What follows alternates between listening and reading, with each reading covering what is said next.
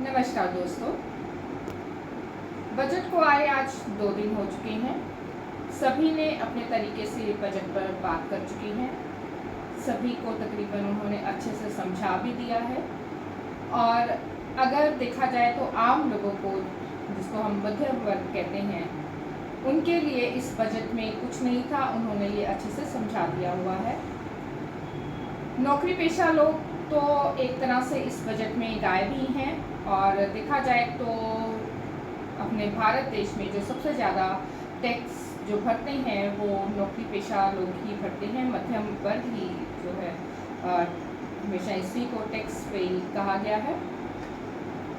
तो यहाँ पर अगर मैं मध्यम वर्ग से शुरू करूँ, जैसे कि उनकी जॉब बचत के लिए तो कुछ नहीं था, पर मध्यम वर्ग जो सोचता है तकरीबन कि वो जब थोड़ी बहुत भी बचत करता है, वो प्रॉपर्टी बनाने की करता है या कुछ भी ऐसी चीज़ अपना खरीदने की कोशिश करता है जिसकी बाद में वैल्यू बढ़ती है।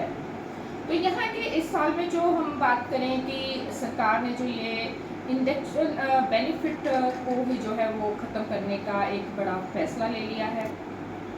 यानी मैं वही जो बात कर रही हूँ कि जो एक कैपिटल स्टेट होती है संपत्ति, इसमें मकान भी आता है, जवाहरात भी आते हैं, और कई जो है बड़े बड़े पेंटर्स की जो है इनमें पेंटिंग्स भी आती हैं। उनको जो बेचने पे उनको जो बेनिफिट मिलता था वो एक तरीके से आप समझो कि ख़त्म ही कर दिया है। अब बात वही हो गई है कि अगर गलती से मिडिल क्लास या गरीब जो है वो बचत करके बड़ी, और ये जो बचत होती है वो आराम से नहीं हो जाती। कितना उन्हें अपना कुछ वो अपने खर्चे जो हैं वो कम करते हैं, या फिर कई बार वो लोन पर लेकर भी जो है ये अपनी प्रॉपर्टी लेते हैं, और फिर सारी उम्र जो है उनकी वो लोन चुकाने में ही लग जाती है। उसके बाद अगर उनको ज़रूरत पड़ती है कि वो जो उन्होंने संपत्ति बनाई है उसको कहीं बेचने की ज़रूरत पड़ जाए, तो उस पर जो उसको बेचारे को जो थोड़ा बहुत लाभ मिलता था वो भी जो है इस जो उन्होंने इंडेक्सिंग बेनिफिट के तहत जो है वो ख़त्म कर दिया है। तो बजट में जो है कि तकरीबन जब से हम कहें कि मोदी सरकार आई है, मध्यम वर्ग की अनदेखी ही होती हुई आई है। जब ये निर्मला जी जो है ये बजट पर भाषण दे रही थी, बजट सुना रही थी, तो मुझे अरुण जेटली जी याद आ गए। अरुण जेटली जी ने क्योंकि एक बार कहा था कि ये जो मध्यम वर्ग है इसे मर मर के जीने की आदत होती है, और ये मर मर के खुद ही जो है ये जीना, ये मरते भी नहीं हैं पर जीते रहते हैं। उनकी आप सुनिएगा, उसमें उन्होंने मध्यम वर्ग के लिए यही है कि ये अपना जो है जीने का रास्ता खुद ढूंढ लेते हैं, उसका मतलब यही था।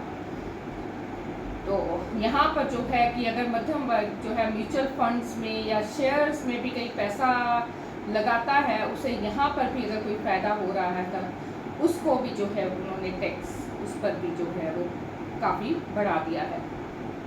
सरकार ने चिकित्सा और शिक्षा के क्षेत्र में तो फंड जो है वो बहुत ज़्यादा ही कम कर दिए हैं। तो सीधी सी बात यहाँ ये भी है कि सरकार का हेल्थ और एजुकेशन सेक्टर पर कोई नियंत्रण है ही नहीं। वो एक्चुअली रखना ही नहीं चाहती है।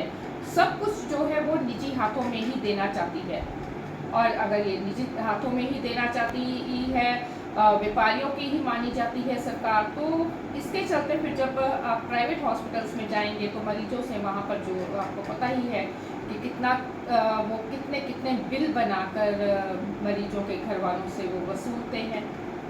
और इसके लिए जो है बीमा कंपनियां हैं वो अपना प्रीमियम भी है वो लगातार बढ़ाती जा रही हैं।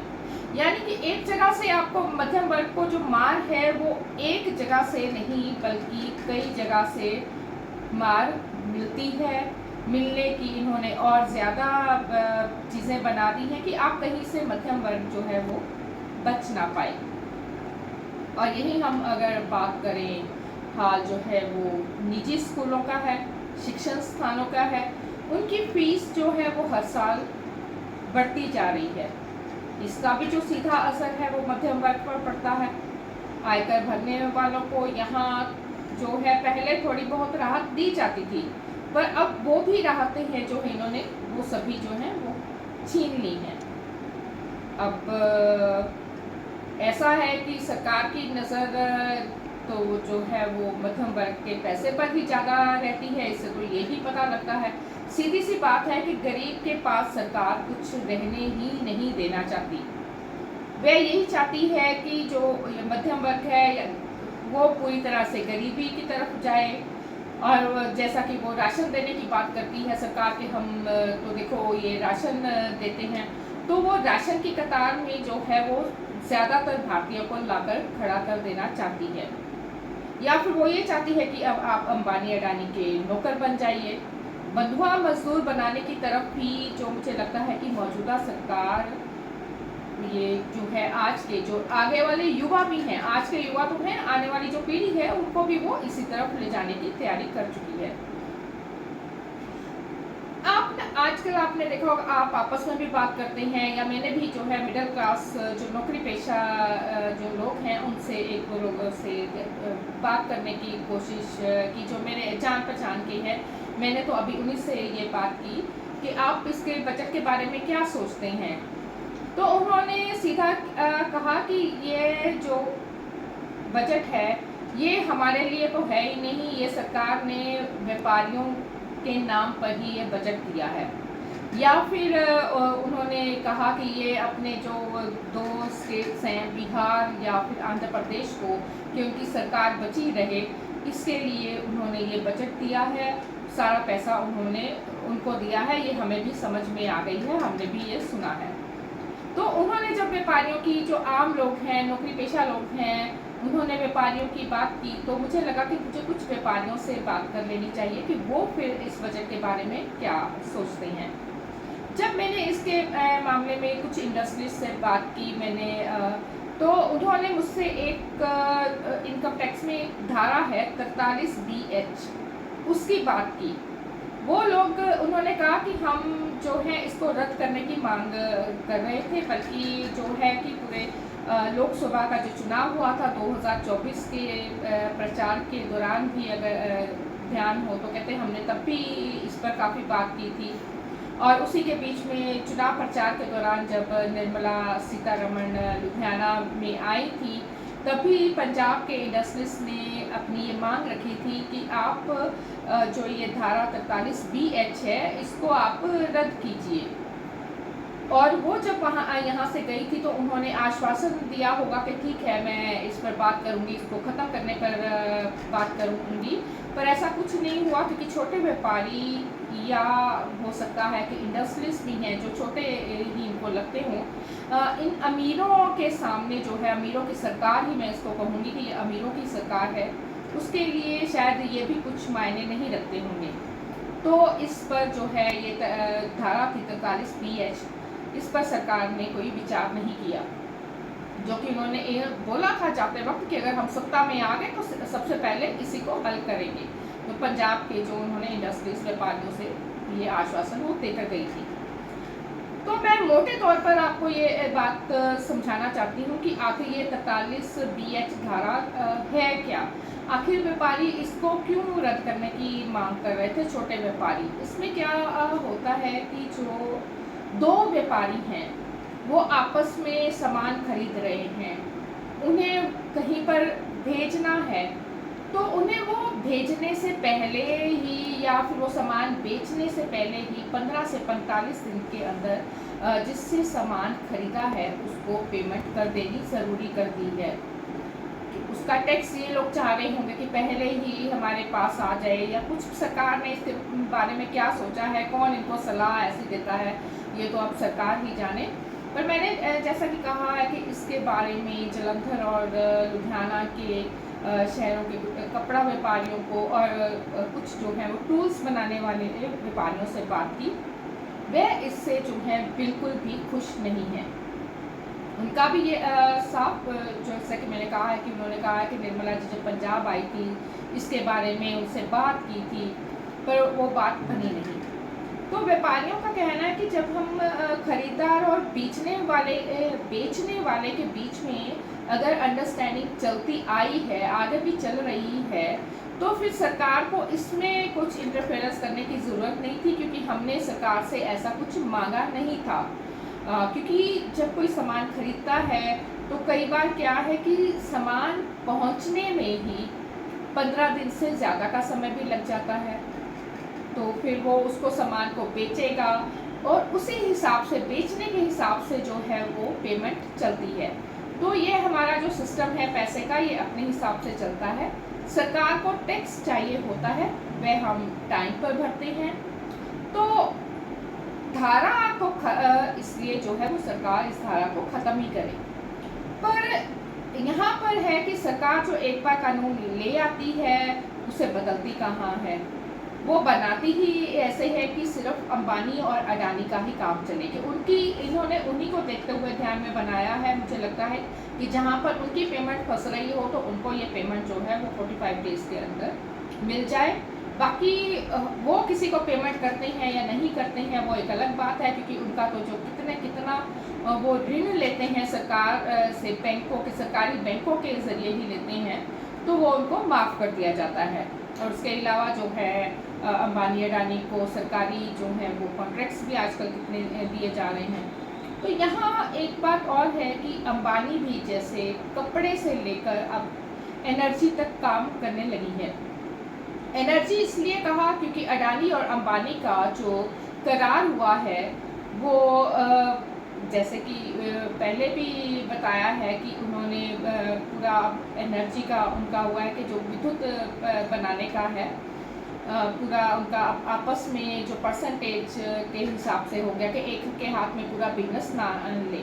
तो यहाँ पर क्योंकि अडानी और अंबानी शायद मोदी जी के दोनों दोस्त हैं, तो उन्होंने दोनों का हक सोचते हुए ये काम किया था। तो खैर इसकी बात मैं पहले भी कर चुकी हूँ तो यहाँ नहीं करूँगी। तो यहाँ है कि भारत सरकार जो है, हमारी मौजूदा सरकार है, ये इन दोनों के हाथों में ही पूरा देश देना चाहती है। ये कितना खतरनाक है ये अब आप लोग खुद सोचिए। मैंने तो शुरुआत में भी कहा है कि भारत सरकार जो है वो भारत की बाकी जनता को जो है वो बंधुआ मजदूरी की तरफ ले जा रही है। पंजाब की अगर मैं पूरी तरह से बात करूं, यहाँ पर सभी को जो दिया है, सभी अपनी स्टेट्स की बात करते हैं। पूर्णतः मैंने पूरे भारत के हिसाब से तो आपको जो है वो समझाने की कोशिश की ही है कि आखिर ये क्या है बजट। मुझसे पहले बहुत अच्छे पत्रकारों ने आपको बहुत अच्छे तरीके से समझा दिया है, तो मुझे नहीं लगता था कि मेरी इतनी उसके बाद बताने की इतनी ज़रूरत है। मैं पंजाब की जो है वो बात मैं ज़रूर करना चाहूँगी। पंजाब को जो दिया जाने वाला पैसा है वो दिन पर दिन जो है प्रधानमंत्री जी कम कर रहे हैं। प्रधानमंत्री जी को पंजाब से क्या दिक्कत है, अब ये प्रधानमंत्री ही जाने। क्योंकि पिछले साल जो पैसा पंजाब को केंद्र सरकार की तरफ से उनका जो फंड था वो 25,000 करोड़ का था, जो इस साल जो है वो 16,000 करोड़ कर दिया गया है। किसानों को जो एमएसपी की गारंटी देने की बात तो यहाँ बहुत दूर हो जाती है। जब फंड नहीं आएगा तो किस हिसाब से ये सारा कुछ करना है, ये एक अलग बात ही है। तो किसान बेचारे लगातार जो है एमएसपी की पर गारंटी की मांग कर रहे हैं, तो वो एक तरफ आप कर दीजिए। उनके तो फर्टिलाइजर्स की जो सब्सिडी है वो 36% जो थी उससे भी उन्होंने कम कर दी है। और यहाँ जैसा कि मैंने कहा है कि जो ये कानून बना लेती है सरकार, वो तो वापस लेने का इनकी तरफ से कोई प्रावधान है ही नहीं, चाहे ये जितना मर्जी वादे कर लें।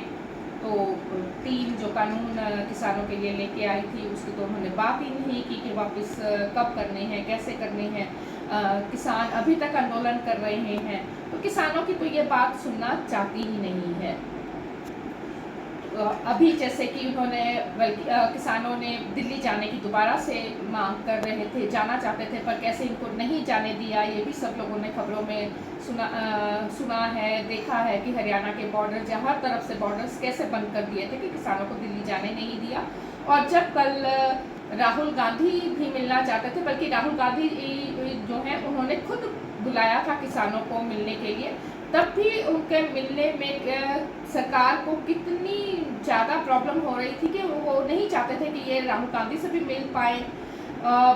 राजनीति मुझे लगता है कि यहाँ अपनी जगह आप रखो कि आप अच्छी राजनीति कीजिए, आप कम से कम लोगों से मिलिए, उनकी प्रॉब्लम सुनिए। तो सरकार तो मुझे लगता है कि लोगों के लिए ही होती है, पर यहाँ जो सरकार है ये शायद ये भूल गई है, ये लगता है कि ये शायद अंबानी और अडानी के लिए ही है।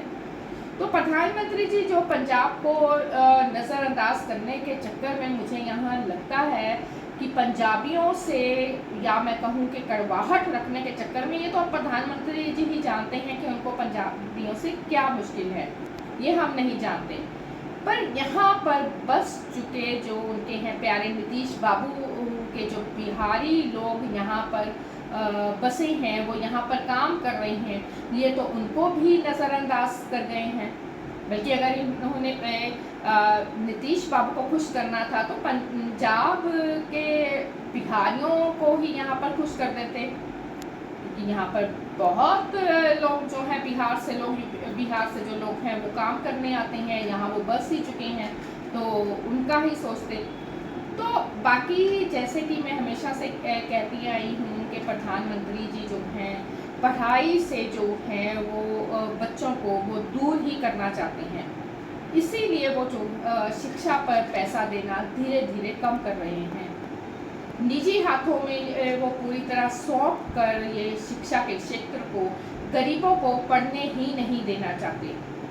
तो यहाँ गरीब जो हैं वो पिछड़े वर्ग के लोग तो हैं ही, उनको तो खैर वो पढ़ना ही नहीं देना चाहते। SC ST और किसी की बात करें उनसे तो उनको पता नहीं, उनसे भी इनका क्या ऐसा है कि उनको तो ये बिल्कुल ही पढ़ाई से दूर रखना चाहते हैं। तो यहाँ है कि जो स्वर्ण जाति के लोग भी गरीब हैं, तो वो भी सोच लें कि उनकी पढ़ाई भी जो है वो दिन पर दिन जो है ये महंगी कर रही है। तो उन्होंने भी पढ़ाई के बिना क्या करना है वो ये सोच लें। भारत सरकार जो है हमारी, ये हमारे भारत को लोकतंत्र से धर्मतंत्र की तरफ लेकर जा रही है। अभी शायद आप लोगों को यह समझ नहीं आ रहा कि ये जो सरकार है ये हमारी आस्था के साथ भी खिलवाड़ कर रही है। हम सभी लोग आस्था रखते हैं अपने अपने, अगर हम धर्म की बात करें तो अपने अपने धर्म के अनुसार हम सभी लोग आस्था रखते हैं। कोई भी ऐसा नहीं है, बहुत कम लोग होते हैं जो शायद आस्था नहीं रखते हों। सभी घर से निकलते वक्त घर पर आकर अपने रब का नाम लेते हैं। आखिर में धर्म क्या है, ये जो है इसकी भी जो डेफिनेशन है ये पूरी तरह से बदलते जा रहे हैं। धर्म का शाब्दिक अर्थ होता है धारण करने वाला, योग्य, सबसे उचित धारण, अर्थात जिसको सबको धारण करना चाहिए, यह धर्म है। इसे साफ अर्थों में जाने तो जो मानव को, मानवता को, समाज को, राष्ट्र को आपस में जोड़े वही धर्म है। आपस में प्रेम प्यार रखे वह धर्म है। आस्था हमारी अलग है, आस्था होती है धर्म पर, सभी की है। तो मैं यही कहना चाहती हूँ, आप ऐसे लोगों के पीछे मत चलिए जहाँ से हमारा आपसी लड़ाई झगड़ा होता हो, आपसी नफरतें आप ना बढ़ने दें, बल्कि आप पढ़ाई की तरफ ध्यान दें, आप शिक्षा की बात कीजिए, आप रोजगार की बात उठाइए, तभी भारत जो है वो आगे बढ़ेगा। शुक्रिया आपका।